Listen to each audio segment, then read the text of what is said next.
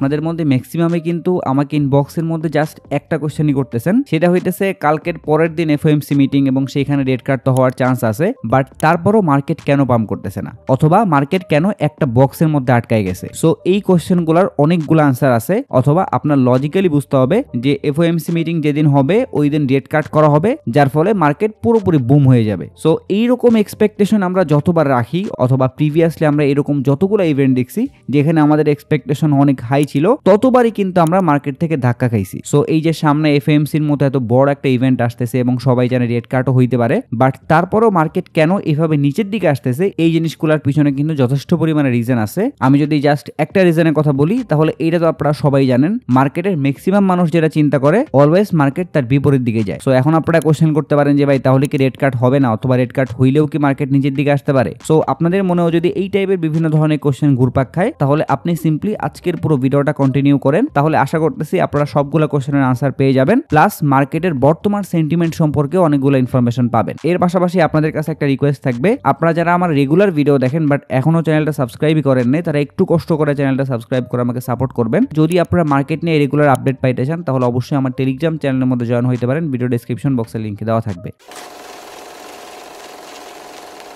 So সামনে FOMC meeting এর red card উপলক্ষে মার্কেট কেন পাম্প করতেছে না, অথবা বর্তমানে মার্কেটের সেন্টিমেন্টটা কি, এইটা আমরা অবশ্যই বুঝবো। বাট তার আগে আপনাদের জন্য একটা গুড নিউজ আছে, সেটা হচ্ছে আপনারা কিন্তু অনেকেই জানেন আমার যে মেইন চ্যানেল অথবা প্রিভিয়াস যে চ্যানেলটা ছিল সেখানের যে ভিডিওগুলো ওগুলা কিন্তু আমি প্রাইভেট করে রাখছিলাম কিছুদিনের জন্য, কিছুদিন না বেসিক্যালি 2 মাসের মতো প্রাইভেট করা ছিল, এবং আপনারা কিন্তু অনেকে রিকোয়েস্ট করতেছিলেন যে ভাই ওই চ্যানেলের মধ্যে অনেক ইম্পর্টেন্ট কিছু ভিডিও আছে, আপনি হচ্ছে ভিডিওগুলো কাইন্ডলি একটু পাবলিক করে দেন। সো আমার প্ল্যানিং ছিল অক্টোবরের দিকে পাবলিক করার, বাট ডেইলি আপনাদের কাছ থেকে আমি এত পরিমাণে রিকোয়েস্ট পাচ্ছি যে আমি কালকে আমার সবগুলা ভিডিও পাবলিক করে দিচ্ছি। সো আপনারা যারা যারা একটু অ্যাডভান্স লেভেলের ভিডিও চান অথবা বিভিন্ন টপিকের উপরে ভিডিও চান তারা কিন্তু আমার মেইন চ্যানেলের মধ্যে চলে যেতে পারেন, ভিডিও ডেসক্রিপশন বক্সে আমি লিংক দিয়ে রাখবো, এবং এই চ্যানেলের মধ্যে আসলে কিন্তু আপনারা মাল্টিপল ক্যাটাগরির ভিডিও পাবেন এবং আপনার যেটা দরকার সেই ভিডিওটা কিন্তু আপনি চাইলে দেখে নিতে পারেন। সো যাই হোক, এখন চলেন আমাদের ভিডিওর মেইন টপিকে চলে আসি। এই জিনিসটা তো আমরা সবাই জানি, যখন এফওএমসি মিটিং এর মধ্যে রেড কার্ড করা হয় তখন কিন্তু মানুষ ব্যাংকের থেকে টাকাগুলো তুলে নিয়ে যায় এবং সেই টাকাগুলা তারা ফরেক্স, ক্রিপ্টো এই ধরনের যে মার্কেটগুলো আছে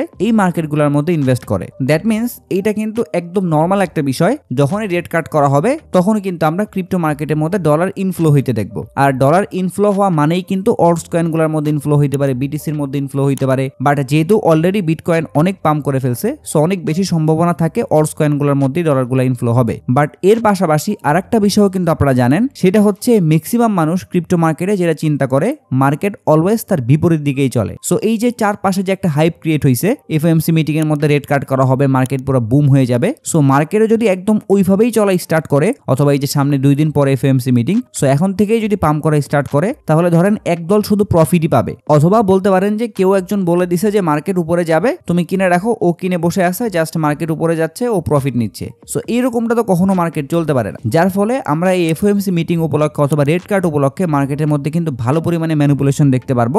এমনও হইতে পারে এফওএমসি মিটিং এর মধ্যে রেড কার্ড করা হইলো, এরপরে মার্কেটের মধ্যে একটা ভালো স্পাইক আসলো, এরপরে মার্কেট আবারও নিচের দিকে চলে আসে, এরকমটা হইতে পারে। এবং আমরা প্রিভিয়াসলি এরকম কাহিনী অনেকবার দেখছি যে কোন একটা ইভেন্ট উপলক্ষে মানুষ যখন বুলিশ থাকে অথবা মানুষ যখন মনে করে যে ওই ইভেন্টের মধ্যে নেগেটিভ নিউজ আসতে পারে, মার্কেট নিচের দিকে যাবে, তখন মার্কেট ওই ইভেন্টের পরে টোটালি উল্টো দিকে যাওয়া স্টার্ট করে। সো এই জন্য আমাদের 2 ধরনের সিচুয়েশনের জন্য প্রিপারেশন নিয়ে রাখতে হবে। আমাদের সামনে যেই ধরনের সিচুয়েশন ক্রিয়েট হবে আমরা ওই অনুযায়ী রিঅ্যাক্ট করব, তাহলে কিন্তু আপনি বড় ধরনের ট্র্যাপ থেকে বাঁচতে পারবেন, অথবা মার্কেটের মধ্যে যদি বড় ধরনের ম্যানিপুলেশন হয় তাহলে সেইখান থেকেও কিন্তু আপনি সেফ থাকতে পারবেন। সো চলেন আমরা একটু বর্তমানে মার্কেটের কন্ডিশনটা চার্টের মাধ্যমে বোঝার ট্রাই করি। ফার্স্ট অফ অল আমরা যদি বিটকয়েনের উইকলি চার্টের মধ্যে চলে আসি তাহলে একটা জিনিস একদম ক্লিয়ারলি দেখতে পারতেছি, সেটা হচ্ছে বিটকয়েন এখানে যে একটা জোন ক্রিয়েট করছে, প্রতিবারই কিন্তু বিটকয়েনের প্রাইস যখনই এই জোনের আশেপাশে আসছে এরপর থেকে কিন্তু ভালো পরিমাণে একটা কারেকশনে গেছে। যেমন আমরা যদি একদম স্টার্টিং পর্যায়ের কথা বলি তাহলে এখান থেকে প্রাইস ড্রপ করছে, এরপর যখন এখান থেকে প্রাইস রিকভার করতে করতে এগেইন এই জোনের আশেপাশে আসছে তখন কিন্তু এখান থেকে মার্কেট লিটারেলি ক্র্যাশ করছে,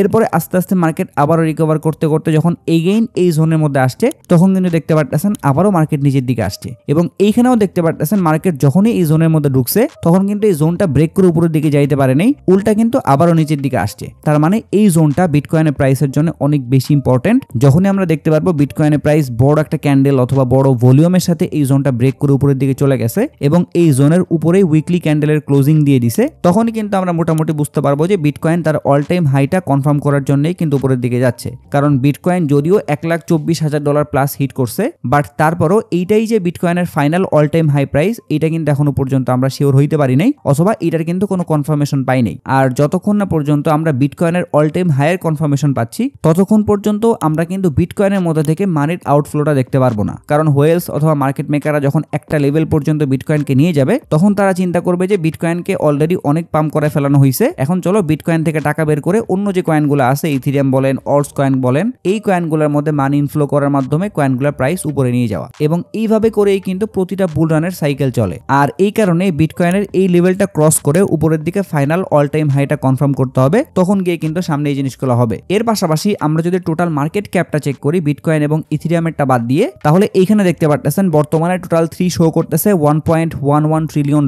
মানে বর্তমানে কিন্তু ক্রিপ্টো মার্কেটের মধ্যে অলরেডি অনেক মানি ইনফ্লো হয়েছে, যার ফলে কিন্তু আমরা মার্কেট ক্যাপটা $1 ট্রিলিয়ন উপরে অনেক দিন ধরে দেখতেছি। বাট এই $1 ট্রিলিয়ন মধ্যেই যদি শুধুমাত্র আটকে থাকে, তাহলে কিন্তু অল সিজন আসবে না, অথবা অল সিজনটা আমরা এভাবে এক্সপেক্ট করতে পারি না। যখনই আমরা দেখতে পারবো এই যে একটা লেভেল দেখতে পারতেছেন, এই লেভেলটা ব্রেক করে উপরের দিকে উঠে যাবে এবং মার্কেট ক্যাপ শো করবে লাইক $1.2 ট্রিলিয়ন অথবা $1.34 ট্রিলিয়ন, তখন গিয়ে আমরা বুঝতে পারবো যে না ঠিক আছে, এইবার অল্টস কয়েনগুলোর মধ্যে মানি ইনফ্লো হওয়া স্টার্ট করছে, যার ফলে অল্টস কয়েনগুলোও পাম্প করা স্টার্ট করছে। আচ্ছা, এখানে একটা জিনিস আমার মনে পড়লো, সেটা হচ্ছে আমি কমেন্ট বক্সে খেয়াল করছিলাম কয়েকজন ব্যক্তি একটু পাকনামি করে বলছিল যে বুল মার্কেট তো শেষ, মানে বুল মার্কেট আসছে আবার চলেও গেছে। আবার একজন দেখলাম বলতেছে যে আমরা তো বুল মার্কেটের একদম লাস্টের দিকে আসছি। আবার আরেকজন বলতেছে যে ভাই আর কত বুল মার্কেট চান, অথবা আর কত অল সিজন চান, অলরেডি তো বিটকয়েন সেই 64 অথবা $75,000 থেকে বর্তমানে $1,24,000-25,000 পর্যন্ত হিট করলো। সো তাদের ক্ষেত্রে একটু বলতে চাই, আপনি বিটকয়েন অথবা ইথিরিয়াম বাদ দেন, অন্য যে কয়েনগুলো আছে ওইগুলোর দিকে একটু তাকান যে ওই কয়েনগুলো কই আছে। অথবা আপনি যদি টোটাল মার্কেট ক্যাপটা চেক করেন, তাহলে এইখানে দেখতে পারতেছেন বর্তমানে টোটাল 3 কিন্তু একটা রেজিস্ট্যান্স লেভেলের মধ্যে আছে। সো যতক্ষণ না পর্যন্ত এই লেভেল ব্রেক করে উপরের দিকে যাচ্ছে, ততক্ষণ পর্যন্ত আমরা অল সিজন দেখতে পারতেছি না, অথবা ততক্ষণ বলতে পারি আমাদের অরিজিনাল অল সিজন এখনো আসে নাই। কারণ এই বছরের জানুয়ারি ফেব্রুয়ারি মাসের দিকে মার্কেট যে লেভেলের ক্র্যাশ করে, ওই ক্র্যাশ করার সময় অল্টস কয়েনগুলো যেখানে ছিল ওখান থেকে কিন্তু খুব একটা উপরের দিকে আসে নাই। সো এই কারণে আমরা পাম্পটা শুধুমাত্র বিটকয়েন এবং ইথিরিয়ামের মধ্যে দেখছি। ইথিরিয়ামের মধ্যে এরকম আহামরি পাম্প দেখি নাই, কারণ ইথিরিয়াম কিন্তু এমন না যে অল টাইম হাই ক্রস করে অনেক উপরে চলে গেছে। সো আপনি যদি একটু প্রিভিয়াস বুল রানগুলো নিয়ে ঘাটাঘাটি করেন, তাহলে দেখতে পারবেন প্রতিটা বুল রানে বিটকয়েন ইথিরিয়াম তো পাম্প করেই, এর পাশাপাশি অল্টস কয়েনগুলো অনেক বেশি পাম্প করে, অথবা মার্কেট ক্যাপটাও কিন্তু হিউজ অ্যামাউন্টের ইনক্রিজ হয়। সো আপনি যখন দেখবেন যে টোটাল মার্কেট ক্যাপটা এই লেভেল ক্রস করে উপরের দিকে অলরেডি চলে আসছে এবং $1.345 ট্রিলিয়ন আশেপাশে চলতেছে, তখন গিয়ে কিন্তু আপনি চিন্তা ভাবনা করতে পারবেন যে মার্কেটে অলরেডি অল সিজন চলতেছে, এখন এক্সিট করার সময় চলে আসছে। বাট স্টিল আমি বলতেছি, যদি হিস্ট্রি ব্রেক না করে, তাহলে বুল রানটা ইনশাল্লাহ আমরা দেখবো এবং ওই সময় টোটাল মার্কেট ক্যাপের এই লেভেলগুলোও কিন্তু ক্রস করবে। এরপরে আমরা যদি বিটকয়েনের ডোমিনেন্স চার্টের মধ্যে চলে আসি, তাহলে এইখানে একটা ইন্টারেস্টিং পয়েন্ট আপনারা খেয়াল করতেছেন, সেটা হচ্ছে এইখানে যে একটা লাইন দেখতে পারতেছেন, এই লাইনটা কিন্তু 2022 সাল ইন্ডিকেট করতেছে, এবং এই যে 2022 সালের সেপ্টেম্বর মাস থেকেই কিন্তু বিটকয়েনের যে ডোমিনেন্স আছে ওইটা কিন্তু ইনক্রিজ হওয়া স্টার্ট করছে। তার আগে কিন্তু দেখতে পারতেছেন বিটকয়েনের ডোমিনেন্স সাইডওয়াইজ এর মধ্যে ছিল। সো এইখান থেকে যে বিটকয়েনের ডোমিনেন্স ইনক্রিজ হওয়া স্টার্ট করছে এবং এখানে যে একটা চ্যানেলের মতো ক্রিয়েট করছে, এই চ্যানেলটা কিন্তু আমরা রিসেন্টলি ব্রেক হইতে দেখছি। এর আগ পর্যন্ত আমরা কিন্তু এই চ্যানেলটা ব্রেক করতে দেখি নাই। সো এই জিনিসটার মাধ্যমেও কিন্তু বুঝতে পারতেছেন যে বিটকয়েনের ডোমিনেন্স লাস্ট 2 বছর ধরে যেহেতু পাম্প করতেছে এবং একটা চ্যানেল ক্রিয়েট করে ফেলছে, এবং বর্তমানে যেহেতু অলরেডি এই চ্যানেলটা ব্রেক করে ফেলছে, তার মানে বিটকয়েনের ডোমিনেন্সকে আরো অনেক নিচে আসতে হবে। কারণ এই 2 বছরে যে বিটকয়েনের ডোমিনেন্স উপরের দিকে গেছে, তার মানে কিন্তু মার্কেট অনেক অনেক ডাউনে গেছে। সো যদি মার্কেটের এগেইন রিকভার করতে হয়, তাহলে কিন্তু এখান থেকে বিটকয়েনের ডোমিনেন্সকে আরো নিচের দিকে আসতে হবে। আর যখনই বিটকয়েনের ডোমিনেন্স এভাবে নিচের দিকে আসা স্টার্ট করবে, তখনই কিন্তু আমরা আসল বুল রানটা দেখতে পারবো। বাট এখানে একটা বিষয় হচ্ছে, আমরা যখনই কোন একটা লেভেল অথবা কোন একটা জোন ব্রেক করতে দেখি, তখন কিন্তু একটা কয়েনের প্রাইস ওই লেভেলটা আবার রিটেস্ট করতে যায়। সো এখন এই বিটকয়েনের ডোমিনেন্সের ক্ষেত্রেও কিন্তু সেম ওই কাহিনীটা হইতে পারে। সেটা হচ্ছে বিটকয়েনের ডোমিনেন্স অলরেডি এই চ্যানেলটা ব্রেক করে নিচের দিকে চলে আসছে। সো এখন যদি এগেইন বিটকয়েনের ডোমিনেন্স এই চ্যানেলটা রিটেস্ট করার জন্য এখানে আসে, তাহলে দেখতে পারতেছেন 61% এর আশেপাশে কিন্তু চলে যাবে। আর 61% এর আশেপাশে গেলে কিন্তু আমরা মার্কেটের মধ্যে আবার একটা ডাউনফল দেখতে পারবো, অথবা একটা শেক আউট দেখতে পারবো। আর এই জন্যই কিন্তু আপনাদেরকে আমি বলতেছিলাম যে এফওএমসি মিটিং এর মাধ্যমে যদি রেড কাট করাও হয়, তারপরেও কিন্তু আমরা মার্কেটের মধ্যে ম্যানিপুলেশন দেখতে পারি। কারণ পুরো মার্কেটটা যারা চালায়, তারা কখনোই আপনাকে আমাকে অথবা ছোট যারা ট্রেডার আছে তাদেরকে প্রফিট করতে দেয় না। তারা সব সময় চায় রিটেল ট্রেডাররা যেটা চিন্তা করে, মার্কেট যাতে তার বিপরীত দিকেই চলে যায়। সো এই জন্য মার্কেটটা খুব সতর্কভাবে অবজার্ভ করতে হবে, এবং যখন যে রকমের সিচুয়েশন ক্রিয়েট হয় ওই অনুযায়ী কিন্তু আমাদের রিঅ্যাক্ট করতে হবে। এর পাশাপাশি আপনারা যদি ইউএস স্টক মার্কেটের দিকে তাকান, তাহলে এইখানে একটা ইন্টারেস্টিং পয়েন্ট দেখতে পারতেছেন। যখনই আমরা শুনতে পারছি এফএমসি মিটিং এর মাধ্যমে রেড কাট করা হইতে পারে, এরপর থেকে কিন্তু ইউএস এর স্টক মার্কেটের মধ্যে যে স্টক স্টকগুলো আছে সেখানে ভালো পরিমাণে গ্রোথ আসছে এবং US 500 ইন্ডেক্সের মধ্যে দেখতে পাচ্ছেন বর্তমানে কিন্তু all time high price show করতেছে। আচ্ছা, এই জিনিসটা একটু বুঝাই দেয় যে US 500 ইন্ডেক্স বলতে কি বোঝায়। মানে ধরেন US স্টক মার্কেটের মধ্যে কিন্তু অনেক টাইপের অথবা অনেক ধরনের শেয়ার আছে অথবা স্টক আছে এবং এই অ্যামাউন্টটা হইতে পারে 300, 400, 500, 1000, 2000, 5000, 10000 হইতে পারে। সো এরকম 1000 অথবা 2000 শেয়ারের মধ্যে থেকে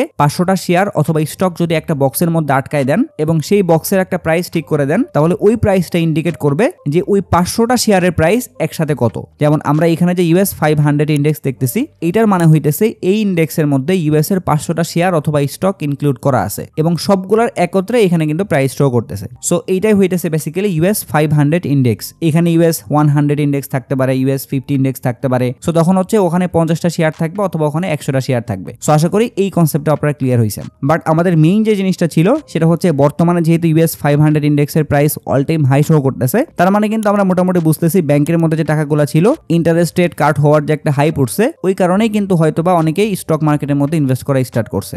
আর এই সেম টাইপের ইম্প্যাক্ট কিন্তু আমরা ক্রিপ্টো মার্কেটের মধ্যে দেখতে পারবো যখন মানির ইনফ্লো হবে। এরপরে আপনারা যদি বিটকয়েন এবং ইথেরিয়ামের মান্থলি চার্টের মধ্যে চলে আসেন, তাহলে এইখানে একটা জিনিস খেয়াল করতেছেন, রিসেন্টলি কিন্তু এই পেয়ারের প্রাইস খুবই ভালো একটা জায়গা থেকে সাপোর্ট পেয়ে উপরের দিকে যাওয়া স্টার্ট করছে এবং এখানে মান্থলি ক্যান্ডেলগুলোও দেখতে পাচ্ছেন ভালো পরিমাণে স্ট্রং শো করতেছে। সো এই জিনিসটাও কিন্তু আমাদের মার্কেটের জন্য পজিটিভ একটা দিক অথবা একটা পজিটিভ ভাইব দিচ্ছে, যার ফলেই কিন্তু আমরা ইথেরিয়ামের প্রাইসের মধ্যে পাম্প দেখতে পারছি। এর পাশাপাশি বিটকয়েনের প্রাইসও কিন্তু $1,24,25,000 পর্যন্ত হিট করছে এবং সামনের মাসেও যদি আমরা সেম টাইপের বুলিশ ক্যান্ডেল দেখতে পারি, তাহলে কিন্তু আমরা বুঝতে পারবো যে বুল রানটা কিন্তু মোটামুটি আমাদের কাছাকাছি চলে আসছে। সো এই পর্যন্ত ছিল হচ্ছে আমাদের কিছু টেকনিক্যাল অ্যানালাইসিস।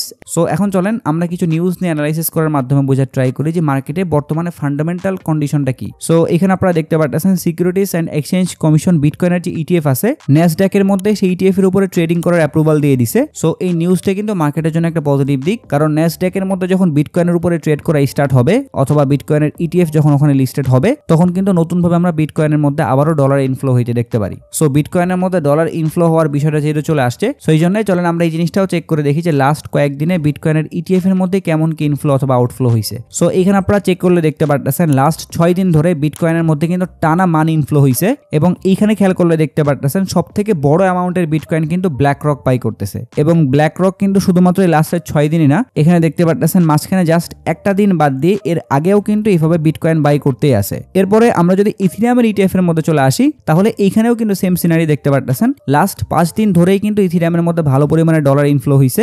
স্পেশালি এখানে দেখতে পাচ্ছেন ব্ল্যাক রক কিন্তু লাস্ট 2 দিনে ভালো অ্যামাউন্টের ইথেরিয়াম বাই করছে। সো যেহেতু ব্ল্যাক রক ইথেরিয়ামও বাই করতেছে, বিটকয়েনও বাই করতেছে, তার মানে সামনে যে FOMC মিটিং হবে সেই মিটিং এর রেজাল্ট নিয়ে যদি মার্কেটের মধ্যে ম্যানিপুলেশন ক্রিয়েট করা না হয়, তাহলে এই যে ডলারগুলো বিটকয়েনের মধ্যে ইনফ্লো হয়েছে এইগুলা কিন্তু পরবর্তীতে ওয়ার্স কয়েনগুলোর মধ্যেও ইনফ্লো হইতে পারে। এরপরে আমরা যদি একদম লাস্টের দিকে বিটকয়েন এবং ইথেরিয়ামের কোয়ার্টারলি রিটার্নটা চেক করি, তাহলে বিটকয়েনের ক্ষেত্রে দেখতে পাচ্ছেন Q3 কিন্তু 7.76% এর মতো রিটার্ন দিছে, বাট ইথেরিয়ামের ক্ষেত্রে দেখতে পাচ্ছেন Q3 একদম রেকর্ড ব্রেকিং রিটার্ন দিয়ে দিছে এবং পার্সেন্টেজের দিক দিয়ে যেটা হচ্ছে 81%। সো এখানে আপনারা দেখতে পাচ্ছেন 2016 সালের পর থেকে Q3 ইথেরিয়াম কিন্তু এই লেভেলের রিটার্নের আগে কখনো দেয় নাই। সো এই জিনিসটাও কিন্তু আমাদের মার্কেটের জন্য পজিটিভ একটা দিক, কারণ আপনারা যদি একটু 2019 সালের দিকে তাকান তাহলে দেখতে পাচ্ছেন Q3 ইথেরিয়াম 102% এর মতো রিটার্ন দিছিল, বাট নেক্সট কোয়ার্টারে দেখতে পাচ্ছেন ইথেরিয়াম ড্রপ করছে। এখানে বেসিক্যালি ইথেরিয়াম ড্রপ করে না, ওই যে একটা সাইকেল স্টার্ট হয়, মানে আগে বিটকয়েন পাম্প করে, এরপরে ইথেরিয়াম পাম্প করে, এন্ড দেন ইথেরিয়ামের মধ্যে থেকে ডলারগুলো আউটফ্লো হয়, অল্টস কয়েনগুলোর মধ্যে ইনফ্লো হয়, তখন গিয়ে কিন্তু আমরা দেখতে পারি যে ইথেরিয়ামের প্রাইস ড্রপ করতেছে